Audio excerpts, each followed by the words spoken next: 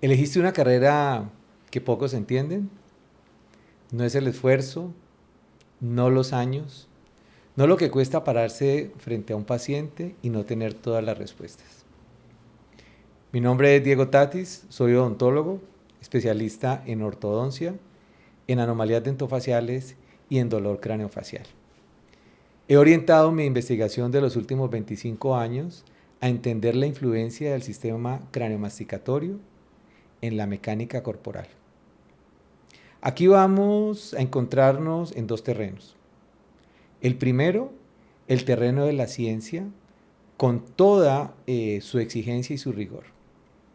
Y el segundo, la experiencia humana, que es de donde realmente se aprende. Aquí, este no es un curso, no es una clase magistral. Es una conversación entre colegas y entre amigos. Entre personas que eligieron sanar y que saben que también esto implica seguir sanándose a uno mismo. En este primer episodio me siento del otro lado. Quien hace las preguntas es Paola Guevara, bienvenida. Es escritora, periodista, directora de la Feria Internacional del Libro. Alguien que sabe exactamente preguntar dónde duele. Bienvenida, Paola. Muchas gracias al doctor Diego Tatis. Cuando me invitó a su podcast dije que sí, porque llevo 25 años entrevistando gente excepcional y él es alguien excepcional que está transformando la vida de muchos pacientes. Pero todo esto iba para otro lado, Doc. Esto iba para el fútbol y en qué momento fuimos tan afortunados que derivó en la salud. Bueno, pues la verdad sí, eso es algo muy cierto. Yo iba a ser futbolista, llegué hasta una esfera profesional de un equipo muy reconocido aquí en Colombia y por accidentes de la vida tuve una lesión justo días antes de pasar a la carrera de odontología en la Universidad del Valle aquí en Colombia. Y pues poco a poco mi señora madre me fue orientando, me fue motivando a que siguiera en odontología y ahí me quedé. Y esa es la historia. Yo sé que es un hombre de ciencia y un hombre de hechos, de datos, de técnica, pero cierto que pareciera existir algo llamado destino. Es que no es posible que haya pasado esto justo en ese momento. Sí, ya uno con el pasar de los años empieza a hacer retrospección Sí. y empieza a encontrar que realmente la vida tiene un hilo conductor y que hay alguien que rige esto desde otras esferas. Bueno, pues muy afortunados todos de que el universo lo salvó para la ciencia y no para el deporte. Lamentamos a todos los fanáticos que pudimos haber recibido muchos goles, pero creo que está mejor en este campo. Doc, cuéntenos cuando ya entró a la facultad de odontología, ¿qué fue lo que pasó que le llamó la atención específicamente sobre la ortoquinética, la ortodoncia? ¿Y dónde encontró ese hueco, ese faltante que transformó su carrera? Bueno, pues el punto de inflexión estuvo en un entrenamiento que tuve de fútbol. Ya yo no jugaba en el equipo profesional de la ciudad, sino que empecé a jugar con la selección de la Universidad del Valle. Y en un entrenamiento tuve un golpe, un balonazo en el mentón y pues mi boca se quedó abierta. En ese momento yo no entendía qué pasaba. Mi boca se quedó abierta por 15 días. Yo fui donde pues mis profesores de cada cátedra, hay una cátedra que se llama articulación temporomandibular, le dije a mi profesor que me habían pegado un balón así que no podía cerrar la boca. Él me dijo que infortunadamente él no podía ayudarme porque él solamente daba la teoría, no daba práctica. Me remitió a donde otro especialista de otra área de la odontología. Él me dijo que en esa área que se llama rehabilitación oral él no podía tratarme porque él se dedicaba únicamente a prótesis.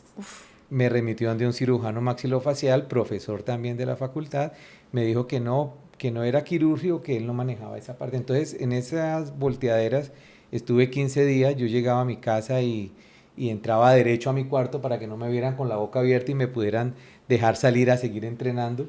Pero es decir, con todo y la boca abierta seguía jugando fútbol. Sí, porque era una pasión para mí el fútbol y con el dolor que eso producía, porque es un dolor que ahora entiendo a los pacientes. Entonces, después de esto ya no tuve ninguna solución desde el punto de vista profesional. En cierta ocasión iba para un entrenamiento a la universidad en unos buses públicos que se llamaban ejecutivos. En ese bus la condición era que todo el mundo tenía que ir sentado y quedaba un solo puesto desocupado delante de donde yo estaba. Se subió una señora muy entaconada y el bus arrancó, ella se vino corriendo, casi se cae y alcanzó a agarrarse del asiento que estaba adelante. La cartera de ella se vino, me dio un golpe en la cara, se me vinieron las lágrimas del dolor, pero ya mi mandíbula podría abrir y cerrarse en ese momento. Ay, no, esto es una historia alucinante. Para mí eso fue develador. Dije, Dios mío, ¿qué es esto? ¿Qué está pasando aquí? Yo tengo que saber qué es lo que está pasando. Entonces, al otro día, después de ese entrenamiento, que fue maravilloso porque ya yo no tenía dolor y podía mover mi boca y todo, fui al anfiteatro de la universidad y fui a pedir que me dejaran entrar a ver los cadáveres para poder entender qué estaba pasando ahí. Busqué en los libros, yo en los libros veía dibujos, en ese tiempo no había internet, estamos hablando hace 35 años atrás. En ese momento no había internet, en los libros puros diagramas y yo había sido caricaturista de mi colegio. Entonces yo como dibujante caricaturista sabía que uno dibujaba lo que interpretaba pero no lo real. Okay. Por lo tanto, los dibujos que yo estaba viendo de la articulación temporomandibular, que era mi interés, yo dije, yo quiero ver lo real, porque tal vez aquí esto difiere de lo que está haciendo el dibujante. Además, los odontólogos somos muy malos dibujantes, entonces pues dije, vamos a ver qué pasa en los cadáveres. Cuando llegué, me encontré con un personaje que cuidaba los cadáveres, su nombre era Humberto, era bajito, entonces le decían Humbertico, y de remoquete le decían un muertico, porque era el que cuidaba a los muertos. Entonces le dije, Humbertico, quiero entrar a ver los cadáveres porque quiero ver algo que está aquí, y me pasó y le conté la historia y me dijo, no puede entrar. Porque los de odontología no entran al anfiteatro ni hacen disección. Y yo era del primer semestre de odontología. ¿Y por qué, si todos son del campo de la salud y el cuerpo humano, por qué unos sí entran y otros no? Odontología no entra, en ese momento me dijo, odontología no entra al anfiteatro y únicamente entran los de medicina. Qué extraño. Y los de medicina tienen que entrar con un profesor a cada cátedra dirigida o a estudiar para un parcial. Entonces le digo, Humbertico, ¿yo qué puedo hacer para entrar a ver los cadáveres? Me dijo, vaya, hable con el director del departamento de morfología. En ese momento el doctor Delgado, yo me fui a buscar un doctor Delgado, pues el ternero recién nacido no le teme a los leones. Yo me fui muy tranquilo a buscar al doctor, no sabía quién era. Cuando entré y le dije, doctor, es que vengo a que me dejen entrar a abrir las articulaciones temporomandibulares. No, eso me pegó un regaño y me dijo, ¿cómo se le ocurre? Bueno, de todo. Al tiempo me di cuenta que el doctor era una eminencia, era el doctor Delgado, autor del libro de anatomía de Chatén y Delgado.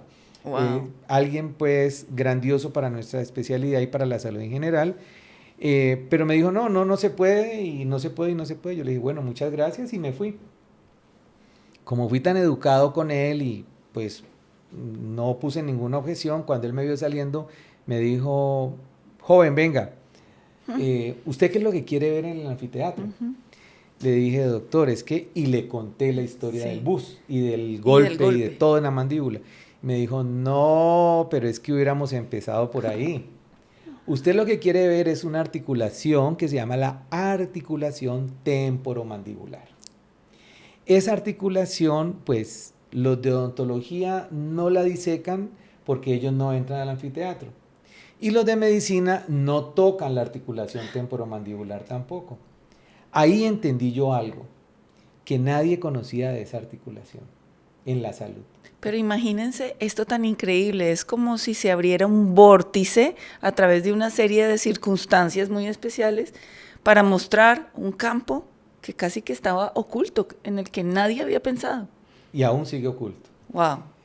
Entonces, el doctor Delgado muy cariñosamente me dijo en ese momento, bien pueda vaya al anfiteatro, ahí tiene 120 articulaciones para que las estudie, porque eran 60 cadáveres, cada persona Ah. tenemos 2 articulaciones.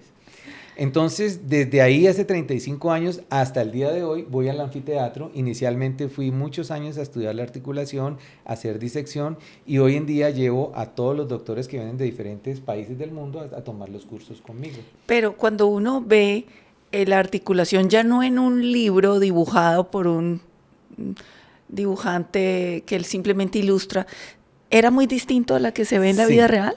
¿Era muy sí, distinto? realmente eso fue lo que encontré. Algo muy diferente a lo que estaba en los libros, pero lo peor es muy diferente a lo que me estaban enseñando mis profesores en las clases. ¿Y qué era lo diferente? Eh, la diferencia es anatómica, funcional, conceptual, absolutamente, completamente diferente. Entonces, desde ese momento me convertí, infortunadamente, para una piedra en el zapato para mis profesores, no solamente de pregrado, sino de todas las especialidades que Era ese dicen. estudiante. Exacto, que contrariaba todos los conceptos y realmente pues hoy en día las últimas investigaciones nos están mostrando que realmente la articulación temporomandibular funciona muy diferente a como nos la enseñaron. ¿Qué es lo que pasa? Normalmente nos enseñaron un concepto y esto es solamente un pequeño concepto técnico que voy a tocar porque esto no va dirigido a términos técnicos. Nos hablaban de una relación céntrica, que la articulación tenía que ser una relación céntrica, o sea, centrada en el cóndilo de la mandíbula, que es un hueso centrado en la cavidad del cráneo. Sí. ¿Y por qué existía ese concepto? Es un concepto que viene de muchos años atrás de una escuela llamada anatológica, porque ellos lo primero que vieron fue las articulaciones que abrieron los médicos. Los médicos fueron los primeros que llegaron a abrir articulaciones y una de las primeras articulaciones que se abrió fue la articulación de la cadera. La articulación de la cadera tiene un hueso central del fémur que se llama el trocánter mayor que entra sobre una cavidad de la cadera que se llama el acetábulo. Y esto tiene que estar centrado para que nosotros podamos caminar, andar y todo. Entonces, los odontólogos de la época dijeron, claro, nuestra articulación tiene que estar centrada.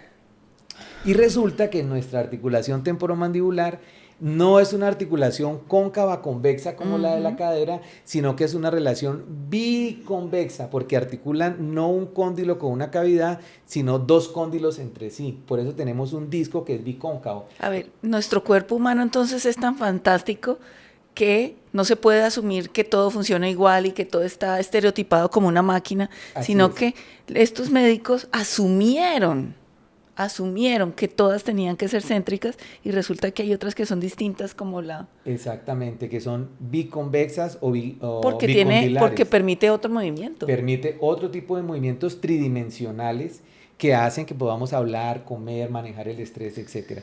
Entonces, a partir de ahí, a mí me decían en mis clases y con mis pacientes, llévele la mandíbula para atrás antes de colocarle las prótesis o antes de acomodar los dientes. Yo les decía, pero es que esto no funciona así, esto tiene que ser para adelante. No, llévelo para atrás. Y ahí se me creó ese conflicto. Y desde ahí empezamos a investigar y así nace la historia y los cambios que hemos encontrado. A partir de ahí empecé ya, después cuando me gradué, a tratar mis pacientes de la manera en que ya me lo mostraba la fisiología del cuerpo. Luego empezamos a hacer investigaciones, empezamos a hacer publicaciones y nos encontramos que esta articulación tan sencilla que creíamos que tenía que ver solamente con dientes, Sí. tiene una influencia en todo el cuerpo humano. Y empezaron entonces a encontrar pacientes que se les pasaban los dolores de cabeza, las migrañas, pacientes que empezaron a pararse de sillas de ruedas porque tenían problemas de columna y se solucionaron. Y ahí es donde empieza Pero toda esta oleada. vamos lento porque esto es sumamente interesante. No sé si estarán de acuerdo conmigo en que esta historia es de película. Parece ser entonces que muchas de las enfermedades que se diagnosticaban no tenían origen en la zona puntual que se estudiaba, sino en la mandíbula. Por ejemplo, ¿cuáles? Correcto. Lo que pasa es que el cuerpo mecánicamente, y es lo que hemos encontrado en estas investigaciones, funciona como si fuéramos marionetas, cadenas de músculos, ligamentos y huesos. Okay. Estas cadenas musculares inician en cabeza, Sí. cara y cuello. Okay. Y tienen un gran porcentaje de coordinación por la posición de la mandíbula. La mandíbula, al ser un hueso bilateral, se convierte en el titiritero de estas cadenas.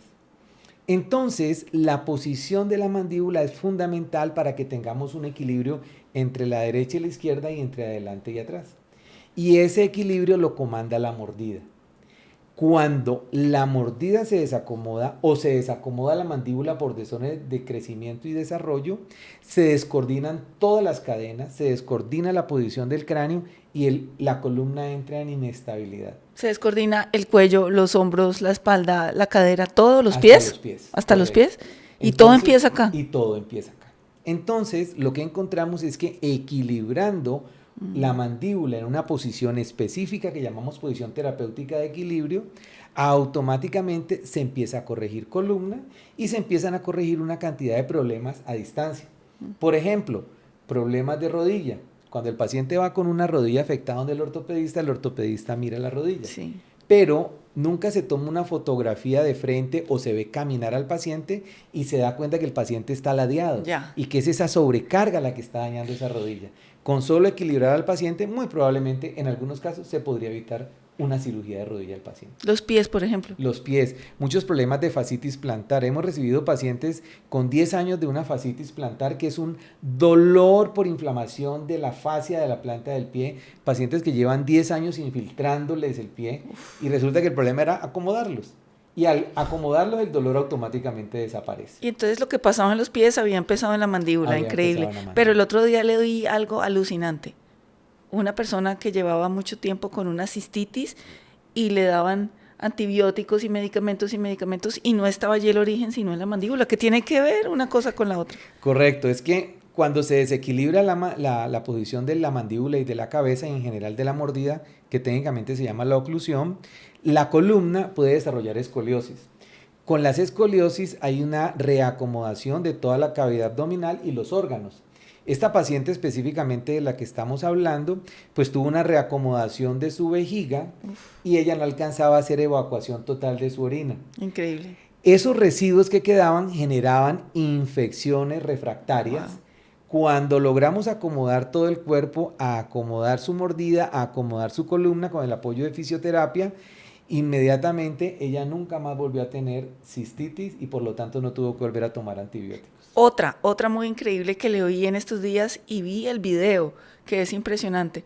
Una persona que había sido diagnosticada con supuestamente un Parkinson y en realidad el origen estaba en la mandíbula. ¿Cómo fue ese caso? Esa paciente es un caso muy bonito, una paciente con diagnóstico de Parkinson por 2 años. Se tomaba 30 a 32 tabletas diarias de diferentes medicamentos para el Parkinson, para los dolores de cabeza, para el sueño, y todo este tipo de problemas termina trayendo problemas emocionales. Entonces terminó con medicamentos psiquiátricos y tenía que terminar el día con antiácidos para evitar toda la gastritis que le estaba dando. Y además su vida laboral afectada, ¿o no? Y la vida laboral afectada porque también era ingeniera de sistemas, escribía en computador y al temblar pues ya le iban a pensionar porque no podía teclar. Pues entonces realmente era una asimetría craneofacial con una asimetría mandibular que estaba generando una escoliosis cervical, una distonía a nivel cervical, y eso le generaba un temblor refractario. Tan pronto acomodamos la mandíbula, automáticamente su temblor pasó y pues el diagnóstico obviamente hubo que cambiarlo. Hoy en día lleva una vida absolutamente normal, 0 medicamentos y una persona mentalmente sana que estaba siendo diagnosticada como psiquiátrica. Pero cuando ella entró a su consultorio, ¿cómo fue? Porque eso parece algo de película. Ella es remitida por otra paciente que conocía el concepto de ortoquinética. Ella va, es la esposa del gerente financiero de una empresa muy importante en la región y fueron a ver qué pasaba. Pero pues obviamente con muchas dudas y muchas preguntas. Cuando le explicamos el concepto, pues automáticamente dijo, quiero hacerlo, sí. Y se empezó el diagnóstico, el tratamiento. Y cuando usted la tomó como paciente, ¿la midió? ¿Qué es lo primero que hace? ¿Mide las personas? Sí, hacemos un examen clínico muy detallado, extraoral, luego intraoral, luego pedimos unas imágenes diagnósticas que involucran radiografías, tomografías de cráneo, de columna. hacemos un análisis postural del cuerpo y hacemos una evaluación con unos software y hardware para saber hacia dónde, por qué y cuánto es que está desviado el cuerpo.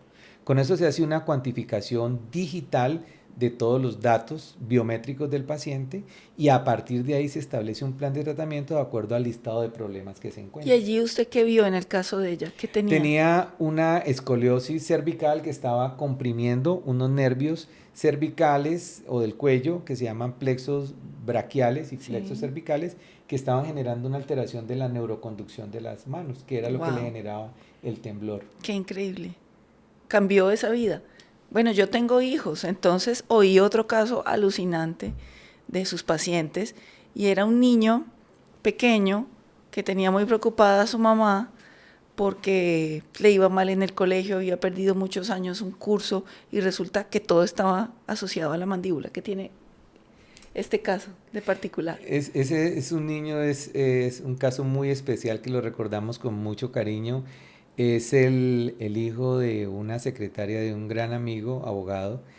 El niño había repetido muchas veces tercero de primaria, hasta que ya del colegio, pues digamos, lo expulsaron y lo mandaron por educación inclusiva a un colegio de gobierno. En los recreos él tenía que salir a recreo con una profesora exclusiva que se lo llevaba aparte. Era todo Como un una drama. profesora sombra que Sí, llaman ahora. exactamente. Porque él no rendía en el colegio, no entendía las calificaciones muy mal, no se podía concentrar. Cuando hicimos el análisis era un niño con un micrognatismo severo, o sea, una mandíbula muy pequeña que estaba disminuyendo las vías aéreas, no podía respirar bien ni en el Ajá. día y en la noche menos, tenía una apnea del sueño infantil Wow. y obviamente no dormía, no descansaba, su Uf. sistema nervioso pues estaba pues Alterado. alterado completamente, no tenía ninguna capacidad cognitiva por cansancio crónico y por oxigenación cerebral, obviamente. Instauramos un tratamiento de ortopedia craneofacial y de vías aéreas. Y cuando lo midió, Ujú. ¿qué encontró? ¿Qué Encontramos parte? precisamente eso, una disminución del tamaño de los maxilares y el niño se está ahogando, unas vías aéreas completamente obstruidas a nivel nasal y a nivel orofaringeo y obviamente él tenía que hacer un reacomodo de la parte de la mecánica de la columna para poder respirar en el día. Entonces su postura La estaba postura también estaba alterada. completamente alterada, eso lo llenaba de dolores Uf, y era un niño que estaba emocionalmente muy alterado, siempre estaba agarrado de la pobrecito. mano de su mamá, llorando a toda hora, Uf. lloraba irritable, muy sensible y obviamente pues incapacitado para cualquier labor. Y hoy en día pues ya después del tratamiento se convirtió en uno de los mejores de su clase, está volando y pues yo creo que ya hoy en día es un adulto muy brillante. Hace muchos años no lo veo. Cuando usted lo atendió, ¿cuántos años tenía más o menos? 5 o 6 años. Ah, pequeñito. Sí. Y ya, ¿y qué pasa si ese niño nadie le hubiera descubierto que todo comenzaba en lo ortoquinético?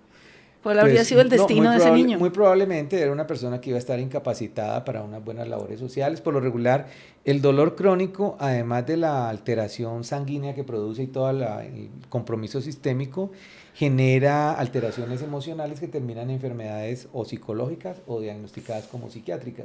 Son pacientes que terminan medicados y muchas veces pues con una incapacidad para laborar Y en el caso de este normalmente. niño, descartado de la escolaridad. Descartada de la escolaridad. Ya después entró completamente normal y ya lleva su funcionamiento. Y como esos, pues hay muchos niños que han diagnosticado con diferentes patologías, dislexias, algunos casos de Asperger, autismo, que al final resultan en diagnósticos cerrados. Increíble. ¿Y ha tenido esos casos? Gente de Sí, hemos niños. tenido Por ejemplo, muchos hablemos del casos. TDAH, que es tan común. A los que tenemos niños, ese es como el diagnóstico de 8 de cada 10 niños. ¿Qué pasó en este caso con el TDAH? Con el TDAH lo que pasa es que hay unos diagnósticos reales y pues hay que manejarlos como tal, pero hay otros diagnósticos como falsos TDAH. Ok. En estos niños lo que hemos encontrado son neuropatías de la médula cervical, o sea, la médula que baja, que es la miles de millones de neuronas, como el cerebro le manda la información al cuerpo, bajan por toda la mitad de las vértebras. Sí. Cuando la columna cambia su posición por malas posturas, por un problema respiratorio, Uf. por los celulares, por etcétera, etcétera, etcétera, esa médula se comprime y la neuroconducción se ve afectada. En los niños eso afecta dos aspectos fundamentales. Uno, el sueño. Entonces son niños que están pasando a la cama de los papás toda la noche o se mueven mucho durante el sueño. Ya. Y segundo, afectan la concentración de los niños. Entonces los niños no se pueden quedar quietos porque algo les molesta, algo les presiona aquí. Sí. Entonces ellos se están Están moviendo en el salón, dispersos. están dispersos a toda hora. Ojo, pero una de las características es que se vuelven niños más inteligentes que los demás, porque como les molestan muchas cosas de su cuerpo, tienen que entender el concepto que está explicando la profesora o el profesor más rápido. Entonces desarrollan mayor rapidez mental, entonces entienden y se paran a moverse. Cuando un niño se mueve mucho, la profesora lo remite o a terapia ocupacional o a psicología. O lo castiga. O lo castiga. Y si eso es reiterativo en la medida en que va creciendo, ya lo remiten a psiquiatría y hacia los 12 o 13 años, pues es mucho más fácil medicarlo y se diagnostica con TDAH y hay muchos pacientes, algunos con diagnósticos reales, pero la gran mayoría con diagnósticos que no son ciertos. Usted acaba de decir algo muy importante porque tenemos que ser muy conscientes. No se trata de que esto es algo mágico y que las enfermedades no existen y que todo era la mandíbula, sino que hay un campo de diagnósticos errados que de pronto podría tener otra explicación diferente a la que se ha dado. ¿Es cierto? Correcto. Ese punto es supremamente importante y en eso tenemos que guardar un equilibrio. ¿Por qué? Porque con la medicalización de la salud nos dividieron a partir del siglo XVII y los médicos se iban por acá y los odontólogos ya se van por acá. Antes íbamos todos a una misma aula y hacíamos una sola carrera que era medicina y una área era la odontología dentro de la medicina que se llamaba estomatología. Luego nos dividieron y dijeron médicos a una aula, odontólogos a otra y dividieron el cuerpo. Y nos dijeron, los médicos aprenden de medicina, los odontólogos aprenden de los dientes. Y ni a los médicos les enseñan nada del sistema masticatorio, ni a los odontólogos les enseñan nada del cuerpo. Entonces, al dividir el cuerpo, nos enfrentamos a un gran problema. Hay muchas enfermedades de la medicina que se están originando en el sistema masticatorio. Increíble. Y muchas enfermedades de la boca que se están originando en el cuerpo. En este eclipse, en ese punto intermedio, hay muchísimos pacientes que han sido maltratados, porque ni los médicos saben qué hacer, ni los odontólogos sabemos qué hacer. Entonces lo que estamos haciendo es tratar de unir a los odontólogos y a los médicos nuevamente para hacer un diagnóstico integral en salud y trabajar integradamente para sacar el paciente adelante. Porque a partir de ahí, lo único que podemos hacer con este tipo de pacientes que están en ese eclipse, en ese intermedio, que es lo que hoy llamamos enfermedades médico-odontológicas, lo único que podemos hacernos es ponernos a tratarle los síntomas. Entonces, si tiene una migraña o un dolor de cabeza, una cefalea profunda de 10 años de duración, que ningún médico sabe cómo quitársela, y que viene de la mordida, el médico se dedica a darle analgésico. Entonces son pacientes que llegan a la consulta con 10 años de analgesia a partir de diferentes medicamentos. ¿Y los efectos de eso? Y los efectos colaterales que tiene pues todos los medicamentos. Entonces, si estos pacientes los diagnosticamos de manera integral, médicos y odontólogos, los tratamientos van a ser mucho más eficaces, teniendo en cuenta que la enfermedad sí existe, pero muchas veces el dolor no está donde duele. Increíble. Pero sigamos con los casos, porque hemos visto cistitis que no era cistitis, problemas plantares que no eran problemas plantares, etcétera. Pero también el corazón. Tuvo un paciente que creían que iba a tener un infarto y no era un infarto, sino que todo empezaba en la mandíbula. ¿Cómo es eso? Correcto. Sucede en las dos vías. Hemos tenido algunos pacientes de hipertensiones precoces, pacientes hipertensos. Cuando vamos a hacer el análisis general, nos damos cuenta que realmente tienes una apnea del sueño. Entonces un paciente que no está durmiendo, no está descansando y no está oxigenando bien. Esa falta de oxigenación tiene varios órganos blancos. El primer órgano blanco es el cerebro. La neurona es el tejido más sensible a los problemas respiratorios. Entonces, por eso muchas demencias seniles precoces, muchos problemas de memoria, porque el paciente no está teniendo una buena saturación de oxígeno. Pero el segundo órgano blanco es el corazón. Entonces, muchas hipertensiones vienen de una mala oxigenación del cuerpo. El corazón tiene que trabajar mucho más y obviamente, pues toda la electricidad se va alterando, la electricidad del corazón. Entonces, Estos pacientes, cuando los ponemos a oxigenar bien, cuando acomodamos su sistema respiratorio a través de la oclusión dental, hemos encontrado que seguían mareándose cuando se tomaban el medicamento antihipertensivo. Y así fue que nos dimos cuenta. El paciente venía bien, empezamos a equilibrar su respiración y el Sí. paciente se marea. ¿Y Y eso le qué decimos, significa? venga, usted está tomándose todavía su antihipertensivo. Sí, por favor vaya al cardiólogo y que le revise la presión arterial. Le revisan la presión arterial y la presión arterial estaba hipotensa. O sea, ya fue para abajo. ¿Qué quería decir eso? Que se normalizó la presión arterial, él seguía tomando su Ah, antihipertensivo, entonces se la estaba bajando. Le suspendieron el medicamento y el paciente se normalizó y su presión arterial nunca más se entonces vio el origen afectada. es que no se estaba oxigenando. No se está oxigenando bien. Entonces hay una relación por ahí. Otra relación es a través de un par craneal que se llama el nervio vago, que manda unas ramas al cono inferior del corazón.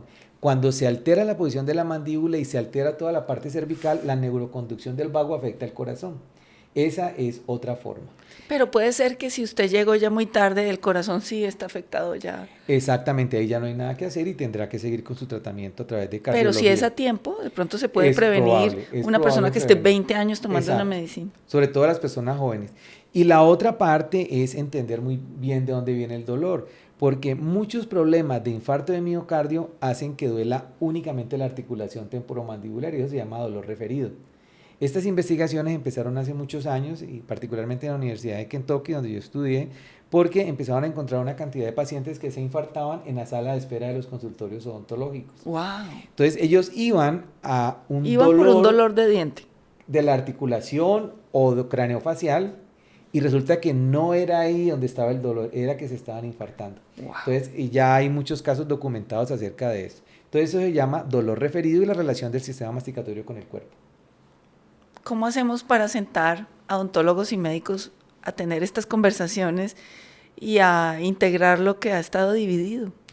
Bueno, hemos generado muchos cursos para odontólogos, para médicos, explicándoles todo este sistema masticatorio, explicarle a los médicos que hay que examinar el sistema masticatorio, porque casualmente cuando usted va donde el médico le pone un bajalenguas, Sí, abre la boca y hace a un lado todo el sistema masticatorio para ver las amígdalas y sí. vuelve y sale. Entonces, lo que estamos tratando es de integrar todos estos conceptos para que haya un lenguaje médico-odontológico que nos lleve a la nueva medicina que estamos denominando la medicina dental. Y a partir de ahí también instruir a los odontólogos para que trabajen en parcería con el médico en los diagnósticos y en la Claro. planificación de los tratamientos. Pienso que esa va a ser la medicina del futuro. Eso es como un cambio de paradigma. Correcto, estamos ante un cambio de paradigma, pues no solamente en la medicina, en la odontología, en la salud, sino en todas las áreas del conocimiento a nivel mundial. Estamos en un viraje donde pues grandes paradigmas se están cayendo y pues lo que nos lleva a nosotros a fortalecer estos nuevos modelos de pensamiento es la investigación. Investigación con el método científico basados en evidencia y en datos que sean realmente reproducibles y que nos puedan llevar a encontrar una mejor calidad de vida para nuestros pacientes, que al final del camino es nuestro objetivo, a eso vinimos. Bueno, pero usted ha mencionado los médicos, los odontólogos, pero se me ocurre ahora, por ejemplo, que también de pronto los psiquiatras que tienen la mente como algo aparte y las enfermedades mentales, si se enteran de esto y se habla con ellos de esto, de pronto hay muchas enfermedades mentales que también tienen origen en que no se está oxigenando bien, en que hay apnea del sueño, en que hay unos problemas de pronto de índole maxilar. Sí, de hecho esto ha sido toda una travesía de aprendizaje por todos estos años y muchos colegas médicos, psicólogos, psiquiatras muy reconocidos que nos han remitido pacientes Wow. dicen, creo que estoy encontrando el eslabón perdido de ese paciente que yo no entendía. Qué lindo. Hemos tenido pacientes que han sido diagnosticados con esquizofrenia, que al final no eran esquizofrénicos. Ok. Bien sabemos que la ¿Y esquizofrenia entonces pues qué no eran? tiene reversa. Básicamente pues, hay muchos problemas, pero uno de los principales que nos encontramos son la respiración y el dolor crónico. Siempre el dolor crónico lleva alteraciones de los estados anímicos que se ha encontrado en las investigaciones de los últimos años en 3 vectores principales, o ataques de ansiedad, ataques de pánico o ataques de depresión. Que era desesperación por el dolor. Exactamente, el dolor crónico termina desesperando al paciente, termina cambiando su química sanguínea, termina cambiando su metabolismo, que termina cambiando su arquitectura del sueño, y al final del camino pues el cuerpo es química. Nosotros nos comportamos químicamente a través de hormonas y de sustancias que circulan por nuestro cuerpo para darnos el equilibrio que lo llamamos homeostasis. Pero cuando esto se desbalancea, aparecen otras sustancias llamadas catecolaminas que nos llevan a los estados de emergencia. Eso se llama alostasis. Y ahí es donde el cuerpo empieza a descomponerse. Bueno, a mí me surge una duda. Yo no soy ni científica ni médica, yo soy periodista y pregunto.